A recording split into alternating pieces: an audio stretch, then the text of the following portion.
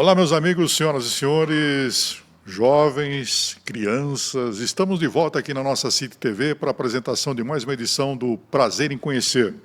Esse programa que semanalmente conversa com personalidades, anônimos, famosos, cada um contando um pouco da sua história de empreendedorismo. E o programa é isso. Mais de 200 entrevistados já passaram aqui pela nossa City TV, e sempre com assuntos interessantes. E hoje não será diferente. Estamos trazendo aqui, agradecendo a presença do professor Edson de Araújo Querido Oliveira, ele que é reitor de uma das mais tradicionais escolas que nós temos aqui no estado de São Paulo, no Brasil, a ETEP. Você conhece a ETEP, né? Mas, primeiramente, vamos agradecer aí, disponibilizando o seu tempo para vir bater um papo conosco. Professor querido, muito boa tarde. Olá, tudo boa bom? Tarde, Firme? tudo ótimo.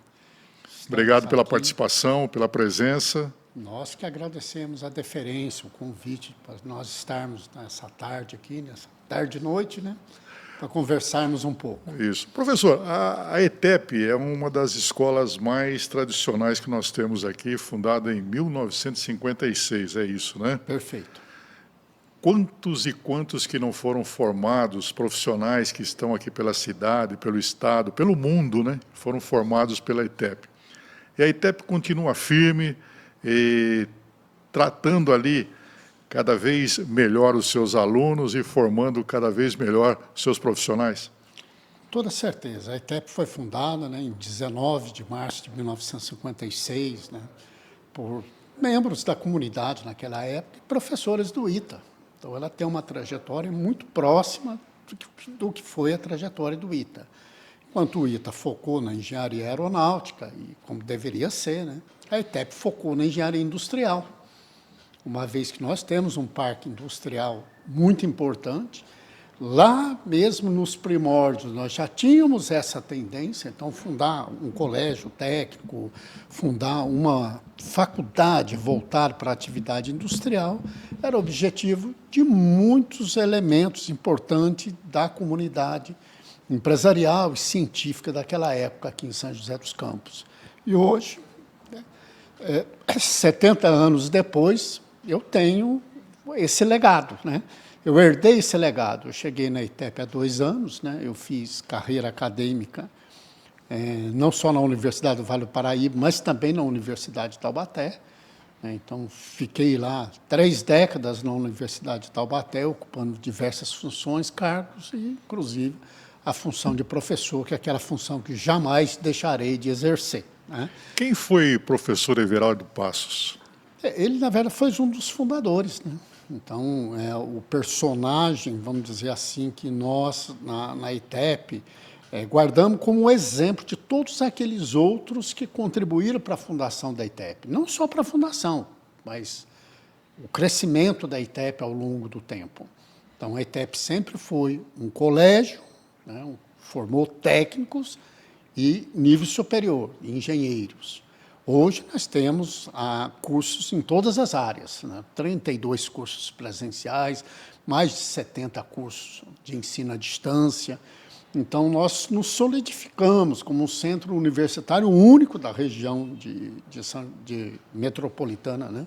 Que nós estamos localizados, e a nossa função central é estar formando principalmente o profissional ligado ao mercado. Quer dizer, próximo do mercado. A nossa trajetória é próxima do mercado. Quantos alunos hoje?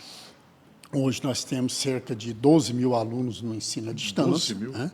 E por volta de 700 alunos no presencial. Que maravilha. Frequentando ali.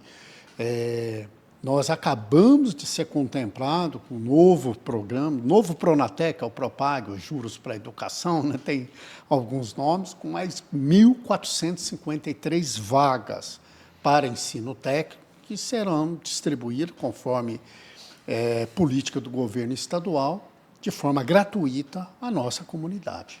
Bom, essa é a ETEP, que está em São José dos Campos desde 1956, e é um orgulho para nós, né? Porque quantos e quantos profissionais não foram formados, como eu disse a princípio, estão aí pelo mundo, cientistas, engenheiros e outros profissionais mais. Esta é a ETEP. Mas o programa de hoje nós vamos conhecer um pouquinho mais o professor e também o reitor dessa universidade, que tem graduação em Ciências Econômicas pela Universidade do Vale do Paraíba, mestrado em Economia do Trabalho e da Tecnologia pela Pontifícia Universidade Católica de São Paulo, doutorado em Engenharia Aeronáutica, Mecânica, na área de Organização Industrial pelo Instituto Tecnológico da Aeronáutica e também pós-doutorado em Gestão da Inovação de Tecnologia. O currículo do homem é extenso e ele é o reitor hoje dessa importante universidade que nós temos aqui, essa escola, a Univap. Professor Edson Aparecido Araújo Querido Oliveira, nosso convidado de hoje. E a primeira pergunta, o senhor é natural de onde? De Cunha. Cunha, Vale do Paraíba. Exatamente. Eu sou nascido na região. Então, eu nasci em Cunha, lá eu fiquei até por volta de 17 anos, quando entrei na Escola de Especialista de Aeronáutica. Formei lá em Tecnologia de Comunicações e Radares e acabei vindo para São José dos Campos. Cheguei aqui em 1977. A sua infância lá em Cunha foi de pão duro ou pão com Nutella? Não, pão duro, vida difícil. Nós temos uma família, né, dedicada à pecuária, à agricultura, então não tem vida fácil, né, para famílias que se estruturam em negócio, no agronegócios, né, que hoje nós denominamos pecuarista naquela época, né. Mas eu resolvi mudar a trajetória, né? Eu resolvi, então, entrar para a aeronáutica, especializar no setor aeronáutico, e tenho mantido desde 1976 até os dias de hoje, dedicado à área de aeronáutica, à área espacial. Como é que foi a sua infância, professor querido? Uma infância normal de todo mundo, trabalhando, né, e estudando, né? Quantos eu vim irmãos? das classes média, da classe média baixa, né? Nós éramos 8 irmãos. Né? 8? 8 irmãos. Hoje nós temos 6 vivos, né? 4 irmãos, 4 homens e 2 mulheres. Né? Bom, infância em Cunha, adolescência também em Cunha? Parte da adolescência, sim, porque, em verdade, eu entrei para a escola de especialista novo, né? Um pouco mais de 16 anos. Então, que naquela época era permitido, né? Então, aí já comecei uma carreira militar. Então, vamos dizer assim, eu não tinha 18 anos, mas já tinha uma carreira consolidada. Quer dizer, consolidada que eu digo é uma trajetória definida, né? E aí nós só fomos acrescentando, né? Mais especializações no nível técnico, nível superior, e fazer o lato sensu, 2 especializações no lato sensu, né? Uma na Universidade de São Judas Tadeu, na área de engenharia econômica, outra em gestão de projeto na FIA-USP, e mestrado, doutorado, pós-doutorado, né? Eu não cito muito, mas também sou aluno da livre docência, né? E, no momento, faço um curso de engenharia, inclusive. Que maravilha. Qual era o sonho do menino Edson lá em Cunha? Não, eu pretendia, na verdade, trabalhar na aeronáutica, com aviões, né? Essa era a minha trajetória, o meu sonho, né? E, sob certos aspectos, eu realizei. Foi muito mais do que só trabalhar na aeronáutica, né? Eu construí uma carreira também na docência de nível superior, iniciando lá na década de 80. Né? E como é que surgiu esse sonho de aviões? O senhor que estava lá em Cunha, né? É aquela coisa assim, é muito estranha, né? De nós desejarmos ter uma formação diferente daquilo que nós fazíamos, né? Então, não era bem um sonho, eu queria alterar a minha trajetória de vida, né? Aquele modelo de fazendeiro não era a minha meta, não era o que eu desejava, né? Eu sempre imaginei trabalhando no ar, né? Então, no espaço. E, então, a aviação foi o portal para essa realização desse sonho, né? Eu não costumo dizer muito sonho, mas perspectiva de vida. E como é que foi chegar para os pais e dizer, olha, eu estou indo embora? Não foi uma boa experiência, né? Principalmente o patriarca que desejava que a gente continuasse a trajetória dele, né? Mas, no primeiro momento, não houve aceitação, mas também não houve um recuo da minha parte. Então, eu prevaleci porque defini o meu caminho e, dentro do meu caminho, eu defini ser bem-sucedido nele. Isso faz a diferença. Porque eu sempre falo aos meus alunos, não existe caminho para o sucesso é o próprio caminho. Não existe desafio, o desafio é até as estrelas. Então o senhor deixou Cunha, mas já tinha acertado aqui em São José? O senhor veio direto para São José? Não, não, não. Eu entrei na Escola de Especialista em Aeronáutica em Guaratinguetá. Guará. Isso. Entrei lá, aí depois de formada que eu vim para São José dos Campos. Aí não saí mais daqui. Ficou lá em Guará quanto tempo? 2 anos.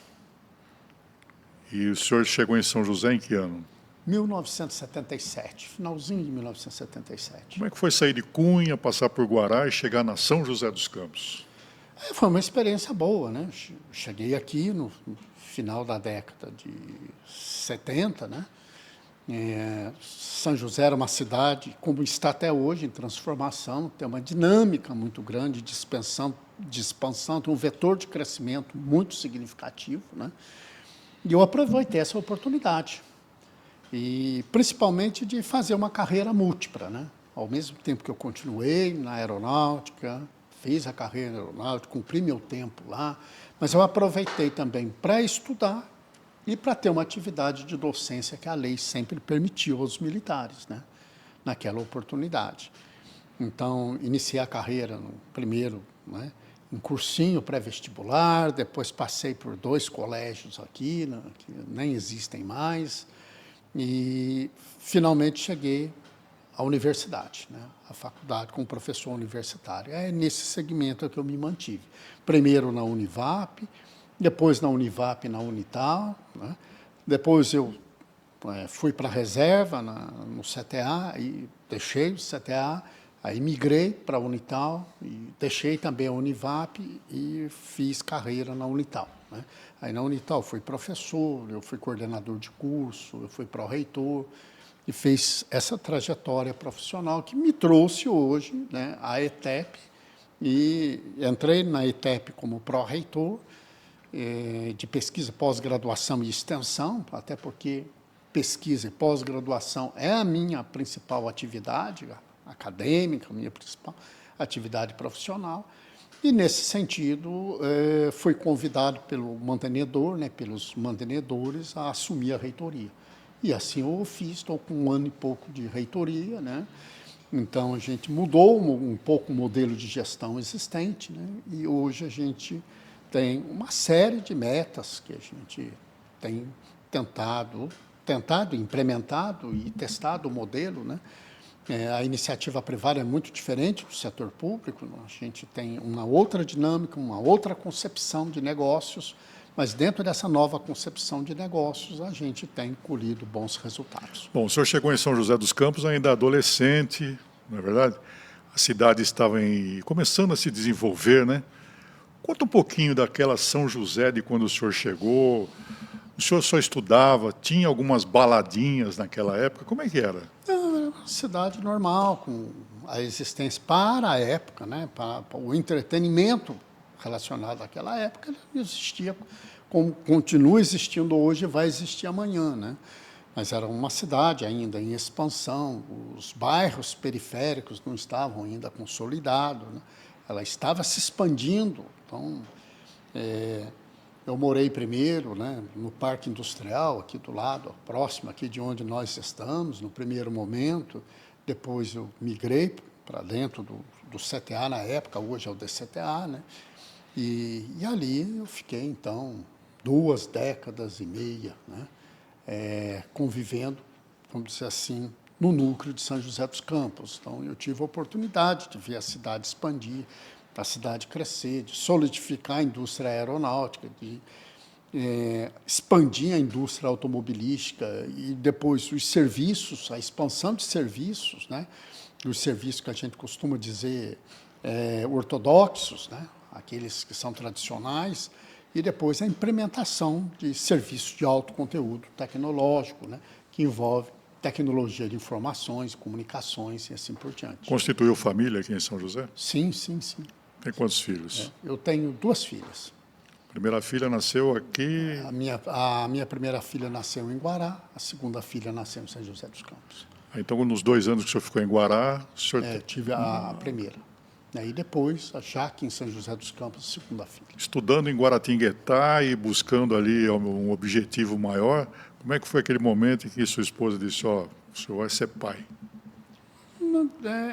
Eu já estava, na verdade, morando aqui em São José dos Campos, já tinha constituído família, mas a família ainda continuava em Cunha.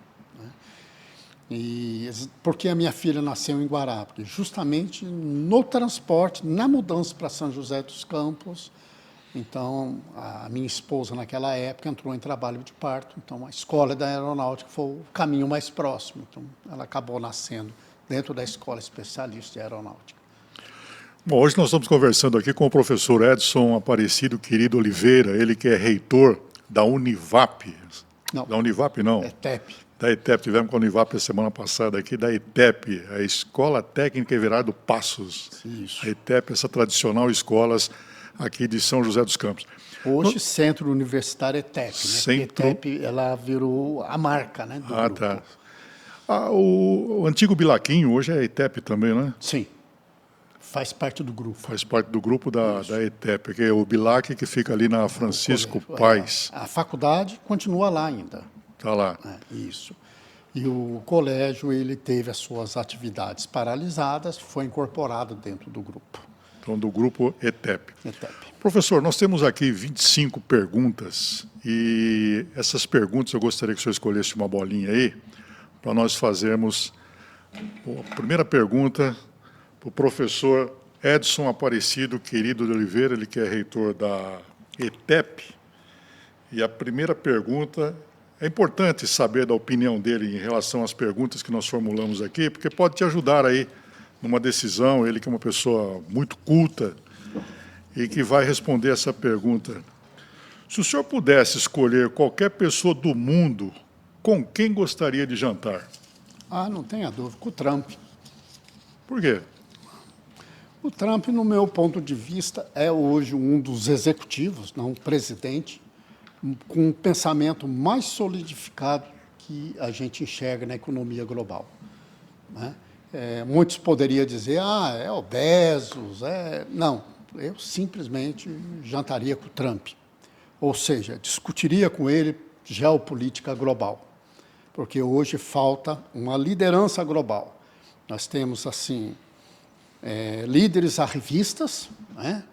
Líderes extremamente perigosos, sem citar nomes, né? Mas temos 3 com essa configuração, e o Ocidente não tinha nenhuma liderança. Então, nós estávamos um pouco à mercê do destino.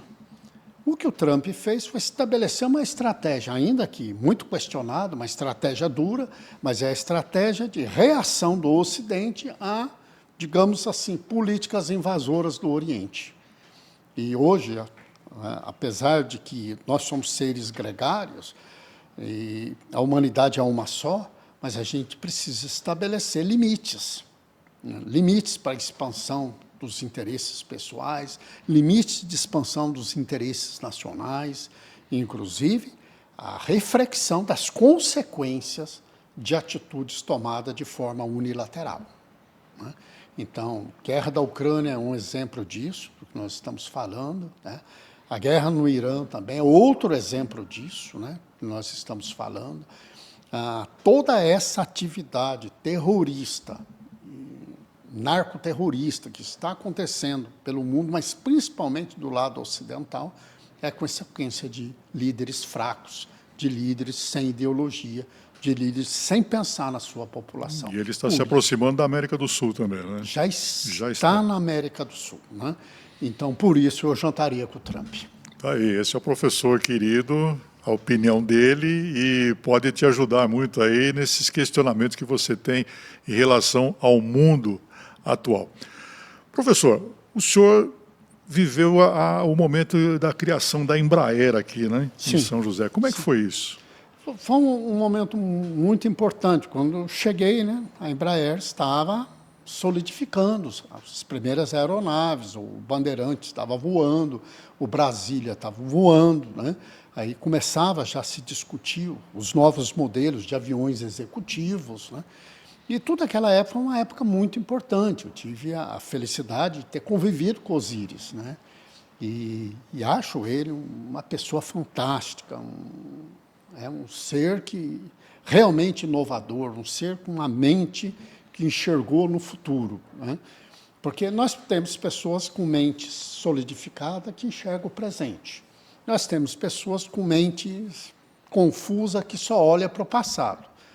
Mas é muito difícil a gente ter mentes que, a partir do passado, vive o presente, mas projeta o futuro, né? E o Osíris é aquela mente que projetou o futuro. E depois disso, não precisava mais nada, como o Einstein, né? Depois que ele firmou a teoria da relatividade, não precisava fazer mais nada. Toffler, né? A partir do momento que ele botou o seu pensamento, também não. Então, a gente tem uma série de mentes, né, distribuídas pela humanidade que fizeram o trabalho pontual. A partir daquilo ali, o restante foi apenas acréscimos. E, então, a Embraer, a gente enxergou essa evolução, né? A gente enxergou esse movimento, enxergou o Bandeirantes voar, enxergamos o Brasília voar, enxergamos o Chavante voar, ainda que fosse um programa binacional, né? Depois enxergamos a aviação executiva da Embraer se implementar, a aviação comercial se implementar, e até chegar hoje no KC-390, que é, sem dúvida, um marco do pensamento, né, nacional, um marco da indústria nacional. Eu não tenho a menor dúvida quanto a isso. Pena que os investimentos em ciência, em tecnologia e desenvolvimento industrial seja extremamente limitado no país. E por que é limitado, professor? Essa é uma questão polêmica e política que eu prefiro não entrar no mérito. Mas eu diria assim que China, Índia, a própria Rússia tiveram startup, tiveram aquele início de crescimento lá nos finais da década de 80. A China chegou à potência que ela é, a Índia também, né? Falam muito da China, né? Mas não falam da Índia, né? É um país gigantesco, com muitas dissonâncias internas, com muita, né, anacronismo na sua estrutura, mas eles avançaram.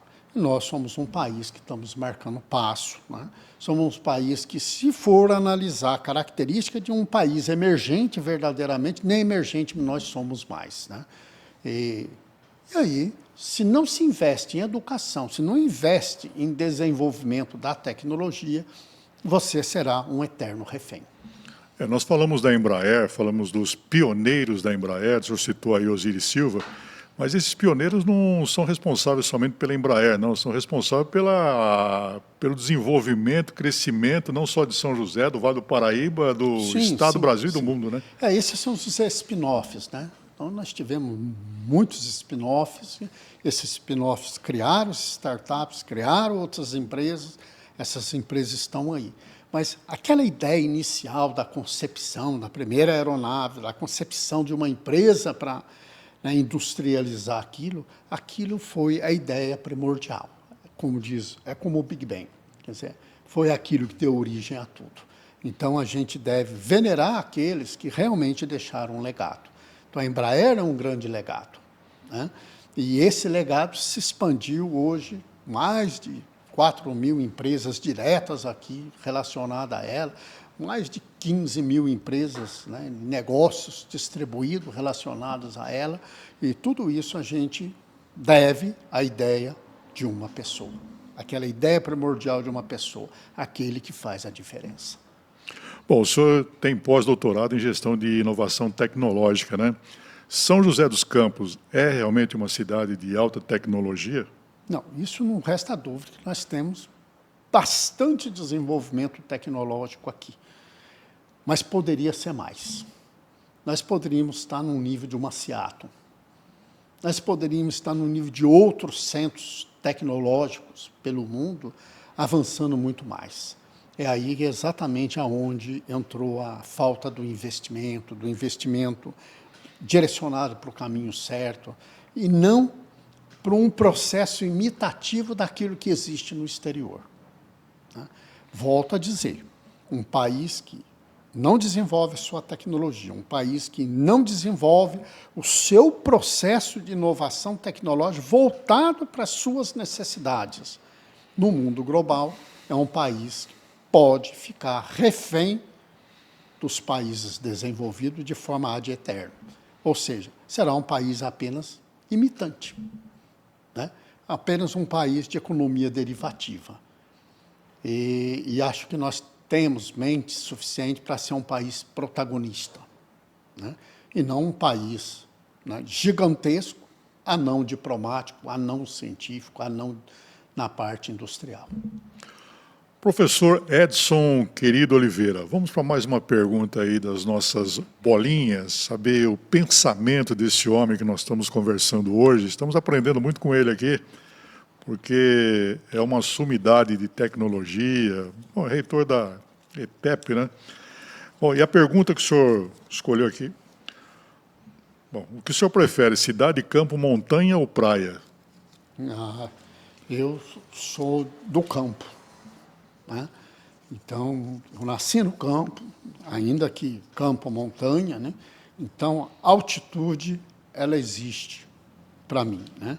Eu sempre gostei das montanhas, eu sempre gostei da altitude, eu sempre gostei do ar. Então, não resta dúvida que a montanha é minha opção. E dentro da montanha, o campo. E o seu momento de lazer qual que é? É montanha. Cunha? Eu gosto de subir, Cunha, Campos do Jordão. Eu, apesar de nós estar próximo do litoral, eu vou pouco ao litoral. Eu costumo dizer que não sou muito afeto à água, né? Então, senão eu seria marinheiro. Né? Eu quis entrar para a área da aeronáutica, não exatamente ser piloto, não era essa a minha condução. Eu gosto da criação, né? De trabalhar nos projetos, trabalhar na gestão de projetos, pensar projetos para que outros possam voar em segurança. Há quanto tempo o senhor está na ETEP e o que é ser reitor de um centro como a ETEP? Eu acabei de completar agora 2 anos de ETEP, né? 1 ano e pouquinho como reitor. Eu assumi a reitoria em abril de 2025. Né? Ser reitor é uma grande responsabilidade, porque aí, além dos nossos objetivos pessoais, nós temos objetivos a auxiliar com que os nossos colaboradores, e principalmente o nosso aluno, que é o nosso cliente central, ele realize as suas perspectivas.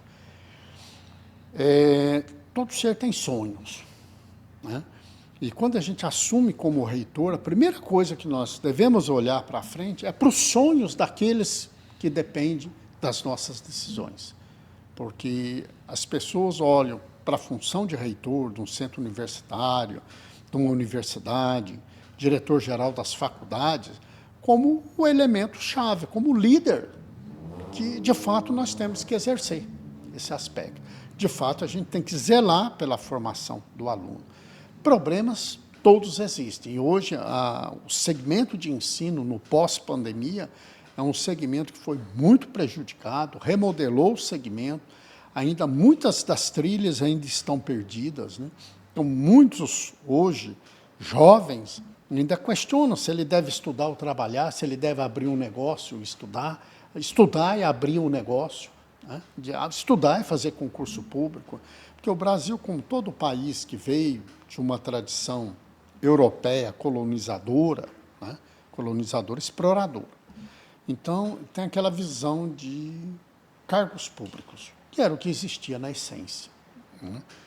E a nossa formação era para ser empregado. Empregado do setor público é empregado do setor privado. Hoje, essa tendência, não só aqui na parte desenvolvida do Brasil, como na Europa, como na América do Norte, é você preparar o seu aluno também, preparar o seu profissional para ser um empreendedor, para ter o seu próprio negócio, sem descuidar das trajetórias, né, naturais que já existem na concepção de cada um daqueles alunos que já trouxeram de suas famílias. E o reitor justamente tem que contemporizar essas duas coisas. Gostaria que todos fossem empresários? Com certeza, né? Num relacionamento que nós tivemos com a Universidade Alemã, Stambais, e também com a Universidade de Dundee, nós observamos assim, né? O esforço da universidade para transformar o aluno em um empresário. É que Harvard diz, é que a Stanford diz, né?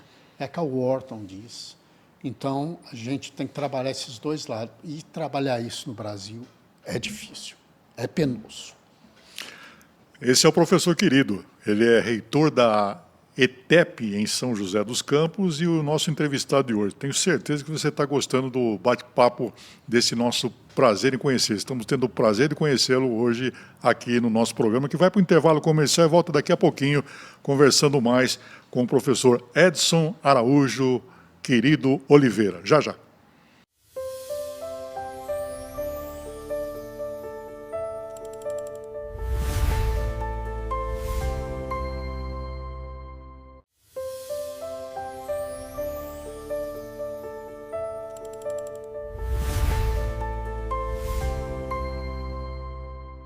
Muito bem, estamos de volta aqui na nossa Think TV, no programa Prazer em Conhecer, sempre trazendo uma figura importante, uma personalidade de destaque em São José dos Campos e em toda a região. Muitos já passaram por aqui, cada um com o seu assunto interessante. E hoje estamos recebendo aqui o professor Edson Araújo Querido Oliveira, que é reitor da ETEP em São José dos Campos, contando um pouco da sua história de vida, contando um pouco da ETEP, e estamos aprendendo com esse mestre no programa de hoje. Bem, o senhor contou o que é ser reitor de uma entidade tão importante como é a Sim. ETEP, né? O senhor foi professor da Essência. Como é que o senhor vê o professor da sua época com os professores nesse mundo de hoje, com os alunos que nós temos hoje, professor? Hoje nós temos uma geração bastante diferenciada, né? Uma geração que está bastante ligada às redes sociais, mas muitas vezes dissociado da realidade. Então, o professor de antes, né? E eu comecei lá nos tempos em que o professor era uma grande autoridade em sala de aula, né? E trabalhava o conhecimento sem ferramentas. E é como eu costumo dizer guspe e giz, né? Que era isso que eram as ferramentas que nós tínhamos naquele momento. Depois evoluiu para o multimídia e hoje chega, né, as plataformas de ensino, né, que nos auxilia e muito, né, no processo da aula. Antes nós tínhamos um aluno muito interessado. Ele, às vezes, entrava para fazer um curso de engenharia, vamos falar assim, que é a área que a gente milita, mais um curso de economia, e realmente ele se dedicava àquele aprendizado.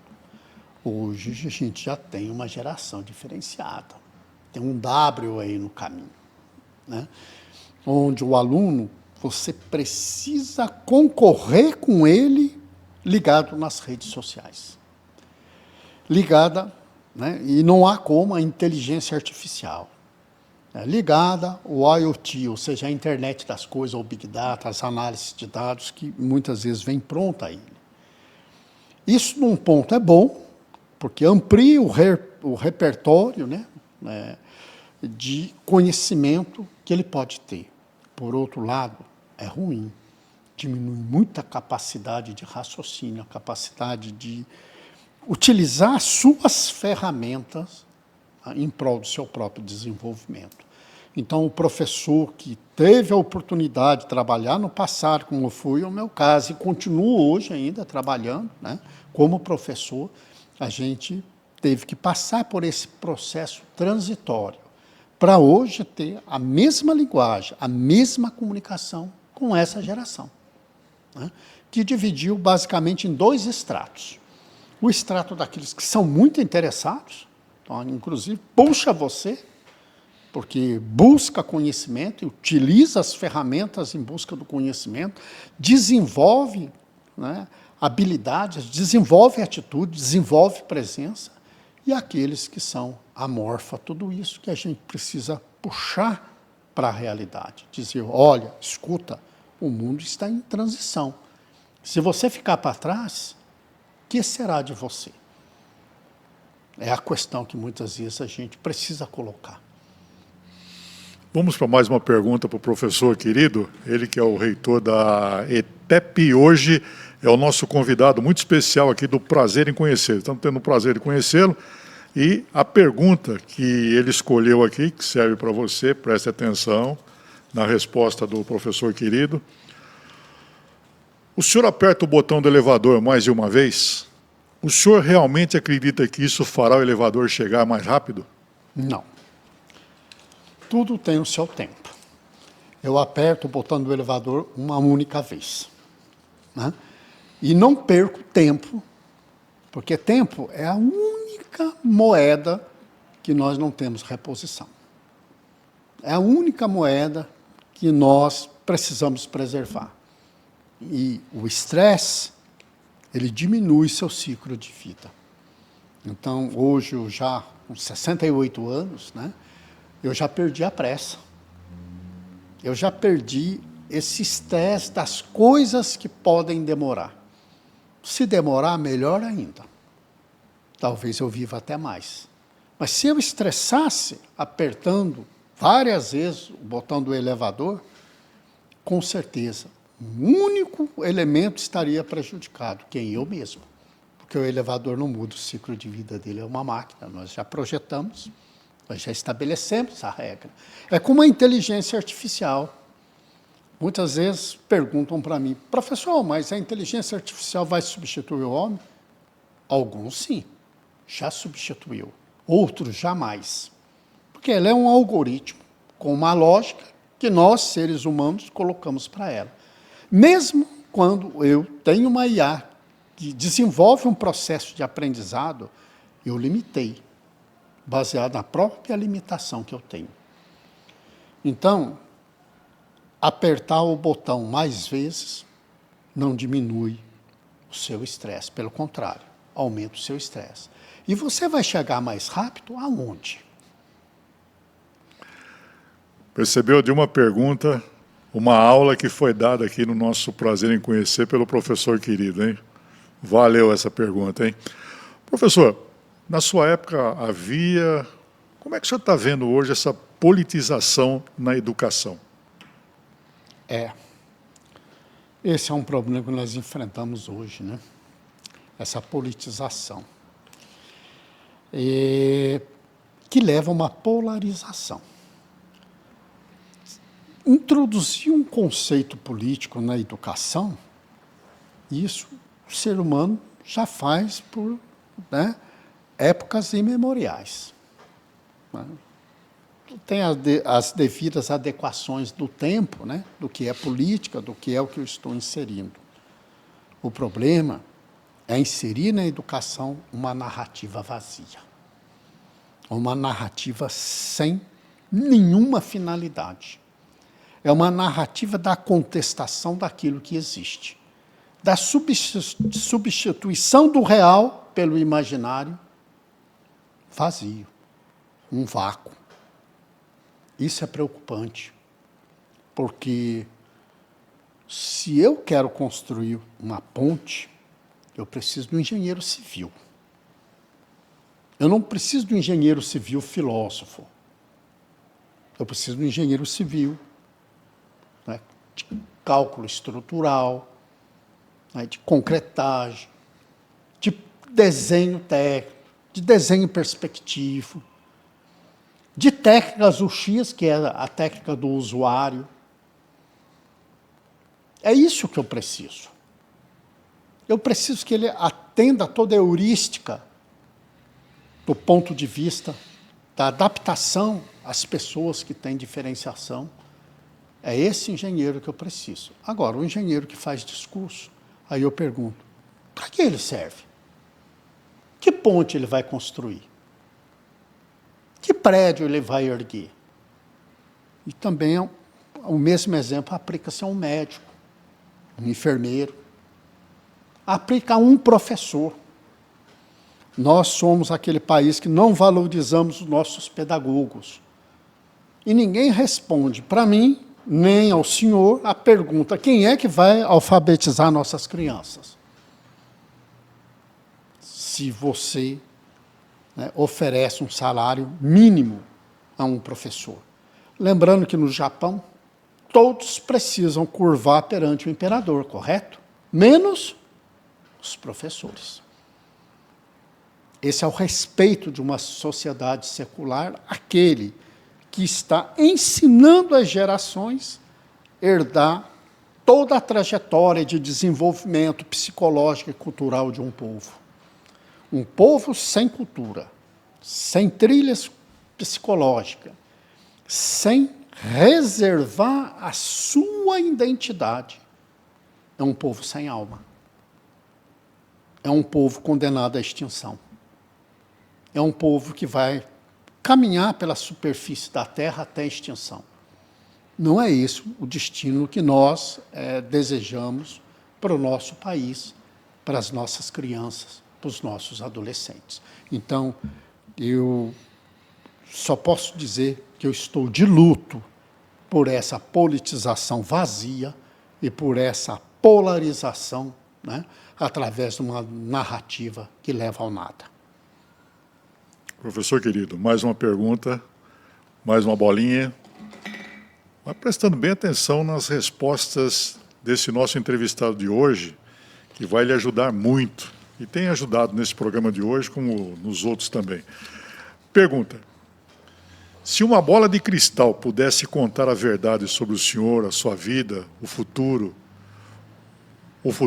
ou qualquer outra coisa, o que o senhor gostaria de saber? Se uma bola de cristal pudesse contar a verdade sobre o senhor, a sua vida, o futuro ou qualquer outra coisa, o que o senhor gostaria de saber, professor? Veja bem, a bola de cristal não iria falar nada para mim. Porque eu parto sempre do pressuposto que aquilo que eu quero eu preciso construir. Nada vem de graça. Nem a bola de cristal. Então, a bola de cristal, o que ela vai dizer para mim? Não vai dizer nada, porque eu sei exatamente onde eu quero chegar. Eu sei de onde eu parti e para onde eu vou chegar. Então, eu não trabalho com uma heurística adivinhativa. Eu não tenho um processo adivinhatório. Eu tenho um processo racional, tá, de formação, de desenvolvimento, de objetivos, de entender uma realidade que é uma realidade que ainda que eu gostaria que fosse diferente, mas não é, e de um caminho que não leva ao sucesso, é ao próprio sucesso. Então, se eu parar hoje, né, porque todos nós, num determinado momento, nós nascemos, a lógica do processo, nós morremos, é a única probabilidade 100%. Ou seja, valor 1. Todos que nascem morrem. Tudo no universo. Nasce, morre. Né? Então, eu diria que a bola de cristal, eu não espero nada dela, não. Mas eu espero de mim mesmo, construindo uma trajetória para mim, para os meus, para a sociedade, contribuir para a coletividade em que eu vivo, para o desenvolvimento local, para o desenvolvimento regional, aí eu faço a diferença. Mas nas artes adivinhatórias, eu não faço a diferença. Está fora. Professor, nós temos aí conhecidos, amigos, que são professores do ensino fundamental, ensino médio, e muitos deles já estão desistindo da carreira, porque não tem como domesticar essas crianças, a verdade é essa, né? Na ETEP se trabalha mais com adolescentes e adultos, e parece que ali já é um outro estado de coisa, né? Como é que nós podemos resolver uma situação como essa? Na verdade, nós não podemos resolver. A escola, ela não é corretiva. A escola promove conhecimento, habilidades, atitudes. Mas aquela educação básica é na família. Então, em verdade, o que nós precisamos é reformar a família. Porque essas crianças, com esses comportamentos anômalos, que existe nos dias de hoje é consequência de duas coisas. A desagregação no próprio núcleo familiar, né, e as informações operativas inúteis inseridas pelo sistema, né, de informações. Essas duas coisas geram conflito. Lamentavelmente, nós na escola, como professores, né, como gestores, nós não vamos resolver essa questão. Mas nós vamos aplicar a lei de Darwin. Nós seremos aqueles que selecionam os que avançam e os que ficam. Aí fica a minha pergunta: quem é que fica? Não é? Eu sei os que avançam, né? Que é a seleção da própria espécie. Mas e aqueles que ficarão? Para onde eles vão?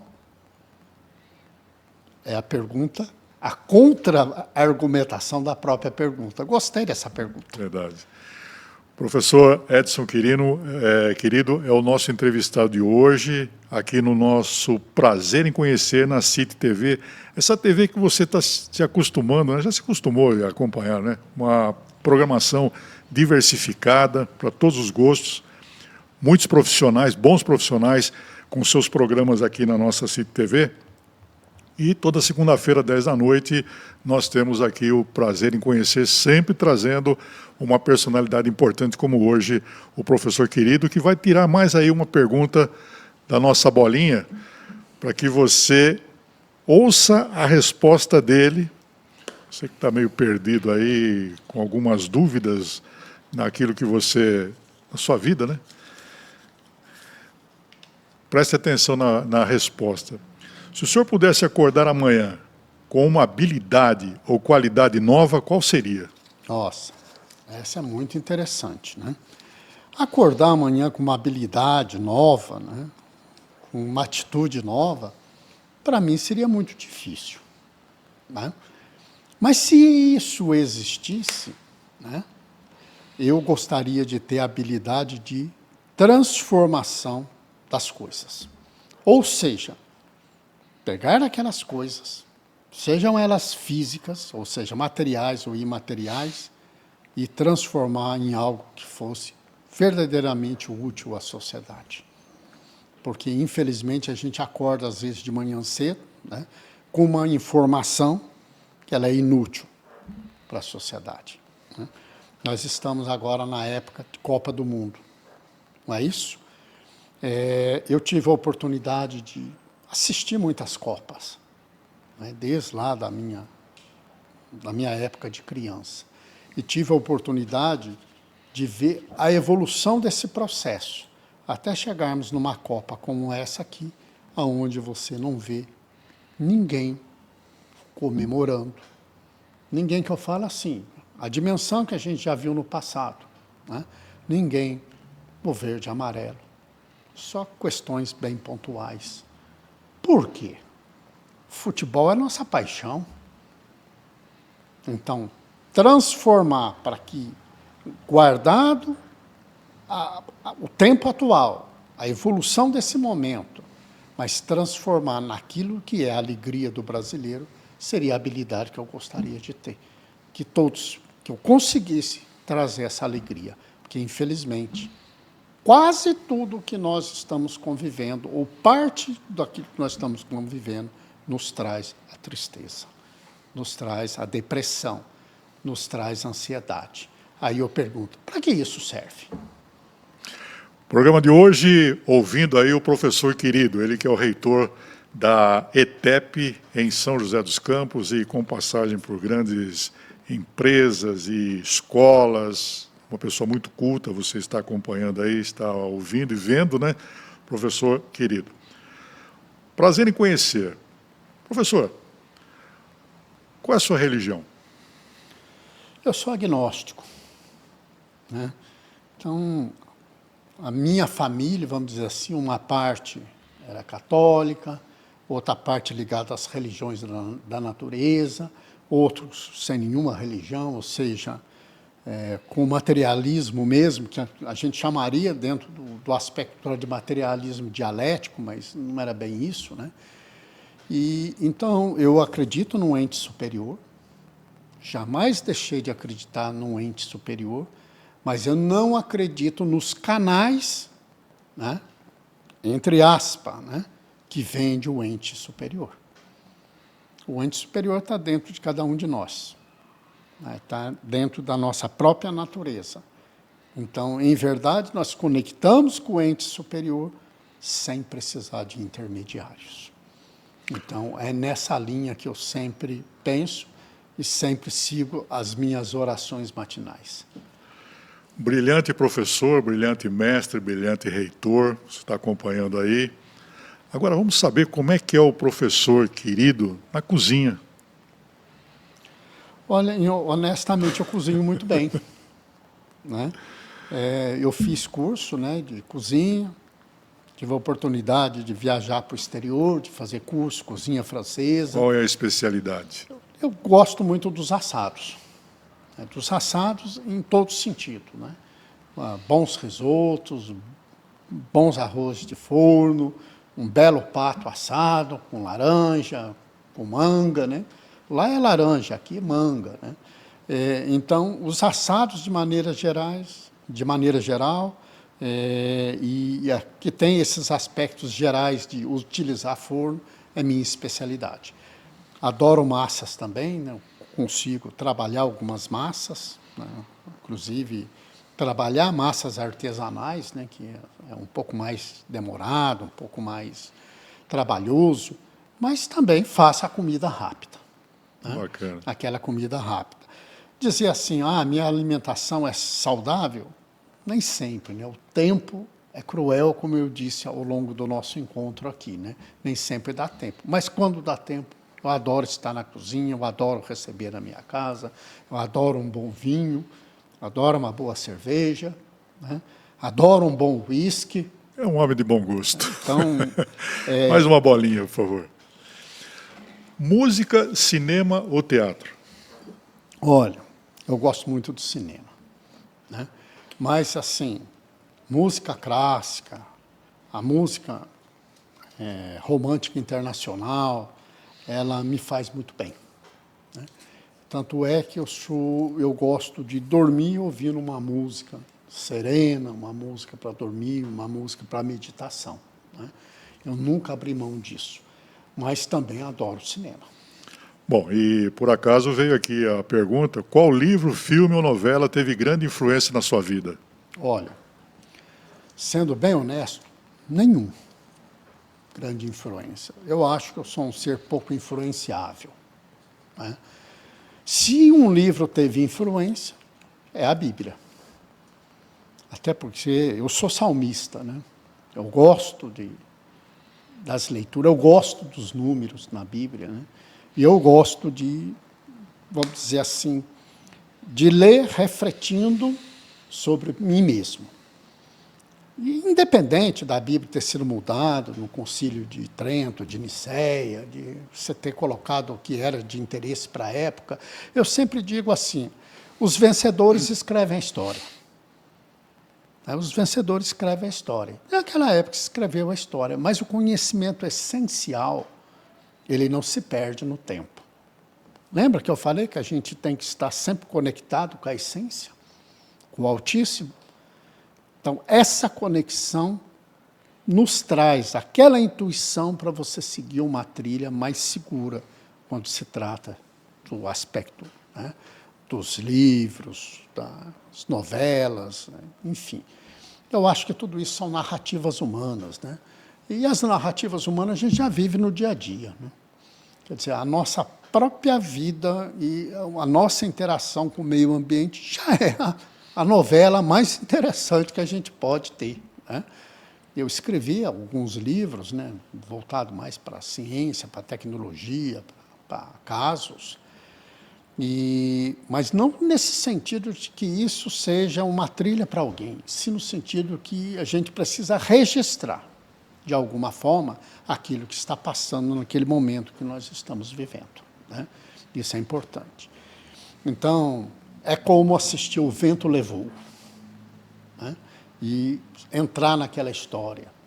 É como você assistir toda a saga de Star Trek e entrar naquela saga. né? Então, toda essa criatividade que o ser humano tem para escrever uma narrativa, para fazer um bom filme, para fazer uma boa música, se ela tem repercussão dentro de nós, ela será legal para nós. Se não tem, a gente praticamente refuta aquilo. Bom, o menino que saiu de Cunha foi para Guaratinguetá e chegou em São José dos Campos quando a cidade começava a se desenvolver. Está aqui há tantos anos e o que São José dos Campos representa na sua vida, professor? São José dos Campos é a minha cidade do coração. Eu vivi, assim, uma dualidade entre, profissional que eu digo, entre São José e Taubaté, tanto é que eu sou cidadão taubatiano. Então, as duas cidades, ela moram no meu coração, mas eu habito em São José dos Campos, eu podia estar morando em várias outras cidades aqui do Vale do Paraíba, como alguns colegas falam, ali tem melhor qualidade de vida, ali tem melhor isso, ali tem melhor isso. Eu digo que nada é melhor para mim do que São José dos Campos. Né? Estou aqui, vivo aqui, pertenço a esse solo, vou ficar eternamente aqui. Porque é aqui onde tudo que eu construí foi sobre esse solo. Então, é aqui que eu vou ficar. Mais uma bolinha. O senhor disse que viajou muito aí pelo mundo. Conte para a gente aí uma viagem interessante, marcante para o senhor. Olha, uma viagem assim, foi a primeira viagem que eu fiz depois que eu doutorei, que foi para a Espanha. Né? Então, tive uma oportunidade de ir a um congresso na Universidade de Valência, né? E, então, naquele momento, já tinha ido a Portugal, já tinha ido à França, já tinha ido a outros países, mas a Espanha me atraiu muito naquela viagem, né, que foi em 1989. Mas por quê? Pela grande quantidade de aspectos culturais, de monumentos significativos que aquela cultura preservou, né? E, então, tive a oportunidade de estar na Universidade, né, de Valência, depois tive a oportunidade de estar na Universidade em Alicante, conheci Barcelona e lá em Barcelona estive 3 ou 4 universidades diferentes, né? Mas, enfim, e a universidade que eu diria assim, é aquela que marcou a vida, Salamanca. Estar em Salamanca foi aquele momento máximo. Muitos falam da Coimbra, estive em Coimbra também, estive na Paris, né, na Sorbonne, na Paris 11, mas Salamanca foi aquilo que eu tive uma atratividade inexplicável. Marcou mesmo. Professor Edson querido está conosco hoje nesse prazer em conhecer. Estamos conhecendo a ITEP, que já conhecemos, né? E conhecendo um pouco da sua história, nesse prazer em conhecer. E a pergunta que ele tirou aqui é, se a expectativa de vida humana média fosse 40 anos, o senhor viveria a sua vida de forma diferente? Não. Não. Eu viveria da mesma forma. Não é o tempo da vida que determina o que nós fazemos, e sim como nós usamos esse tempo. Há pessoas que podem viver 100 anos sem muitas realizações. Né? A sociedade oriental, né? A cultura oriental, muitas vezes leva as pessoas a viverem 100 anos naquele ambiente que ele está. Nasceu, cresceu, procriou, 100 anos viveu e partiu. Outras vezes, você vive 2 décadas e deixa um legado. Ayrton Senna, por exemplo. Né? Partiu tão cedo. Lady Di, né? 30 e poucos anos. Mas eu não me lembro de nenhum chinês que viveu 100 anos, né, e deixou alguma coisa, a não ser aqueles que são os filósofos que nós consultamos de tempos em tempos, né?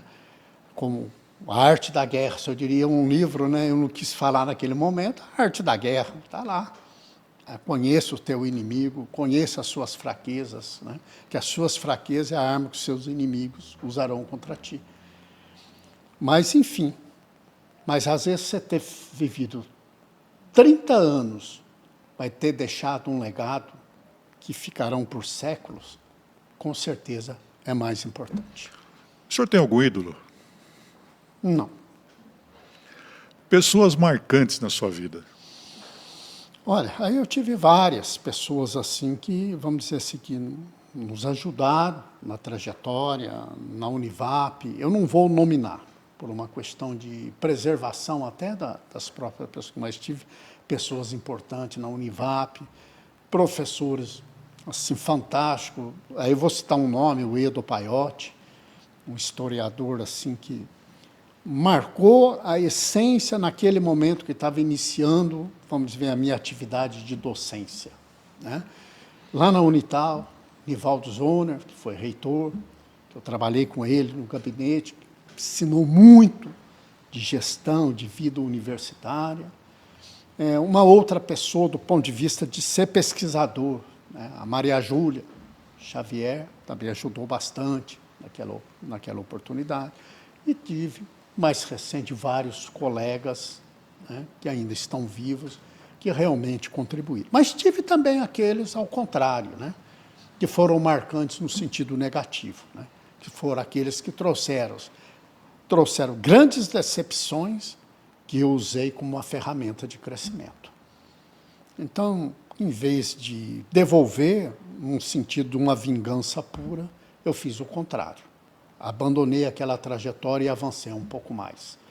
Como a gente costuma dizer, me puxaram o tapete, mas eu caí para cima. Bacana, hein? O programa de hoje muito especial com esse nosso convidado especial, o professor Edson Querido. Eu tenho duas perguntas finais, mas antes vamos para uma bolinha. Vamos ver essa pergunta aqui, que a bolinha nos traz. O professor Edson Quirino hoje é o entrevistado do Prazer em Conhecer. Obrigado pela sua sintonia, pela sua audiência. Muita gente mandando aí zap, fazendo perguntas, e as perguntas nós passamos para os nossos entrevistados. O senhor está fazendo o que o senhor acredita ou o senhor se contenta com o que está fazendo? Não, eu estou fazendo o que eu acredito, né? Eu estou fazendo aquilo que eu defini para mim como meta para fazer. É como eu disse, né? Eu não vou conquistar o sucesso. O sucesso é meu caminho. Mas eu vou conquistar os pontos que eu elegi para chegar, né? Então, o contentamento é uma ferramenta assim, um tanto perigosa para o ser humano. Se nós estamos contentes com aquilo que nós estamos fazendo, que nós somos, nós paramos ali. É o caminho que leva à estagnação. Então, eu sou um eterno descontente com aquilo que eu faço. Por quê? Porque eu sempre acredito que posso fazer melhor. Eu sempre acredito que há alguma coisa melhor ainda a ser conquistado. E vou repetir uma pergunta, uma palavra que uma pessoa falou. Ah, mas sua vida está passando. A minha vida realmente está passando. Mas se eu olhar a minha trajetória de vida, nossa, ela foi fantástica. Ela está sendo fantástica. Ah, mas você não viajou para tal lugar, não fez isso, não fez aquilo. Não fiz porque não era interessante para mim fazer. Se fosse, eu teria feito. Professor, duas últimas perguntas. Se o senhor pudesse trocar um dia do seu futuro por 10 minutos do seu passado, esses 10 minutos o senhor estaria onde e fazendo o quê? Olha, primeiro eu não trocaria, né? Mas se eu estivesse, tem coisas que eu fiz, né, quando eu era jovem que eu não faria agora. Por quê? Porque trouxe consequências. Então, salto de paraquedas, por exemplo, eu não faria mais. Escalada eu não teria feito. Porque tudo isso, naquele momento, trouxe adrenalina e hoje trouxe consequências. Então, se eu tivesse que trocar, eu faria isso. Mas vale a pena trocar o passado? Não. Porque tudo isso no passado me trouxe experiências. Tudo isso no passado me trouxe vivência. E se eu vivi, não que seja um destino assim pragmático, mas eu contribuí para viver aquilo. Então, foi importante na minha vida. A última pergunta. Uma grande saudade. Ah, sim. Saudades a gente tem, né? E algumas saudades são aquelas, assim, todo mundo diria, né? Eu sou órfão de pai e mãe, a saudade do pai, a saudade da mãe, né? Realmente isso traz saudades. Mas eu acho que eu tenho saudades de mim mesmo, né? Daquelas coisas que eu fiz no passado que eu poderia ter feito diferente. E talvez hoje tivesse um outro caminho, né? Numa outra trajetória. Eu sempre digo, né, para os meus alunos que tem uma frase que eu repito sempre, ad astra per aspera, ou seja, superando os desafios até as estrelas. Não fui às estrelas. Professor Edson Quirido, prazer em conhecê-lo, muito obrigado pela sua participação, foi muito importante essa conversa, tenho certeza que o nosso telespectador gostou do que ouviu, e o senhor vai voltar mais vezes. Mas muito obrigado mesmo. Eu Parabéns. agradeço o convite, estou sempre à disposição e a todos uma ótima noite. Muito obrigado. O professor Edson Quirido foi o nosso entrevistado de hoje no Prazer em Conhecer, uma aula para você que nos acompanha, você jovem, você menino, menina, o senhor, a senhora, e é por isso que eu tenho certeza que todas as segundas-feiras vocês estão aí ligados aqui na CIT TV, para acompanhar esse bate-papo com esses entrevistados que nos enchem aí de empreendedorismo, falam de empreendedorismo, nos trazem aqui bons caminhos, né, para a nossa vida, como foi hoje o professor Quirido.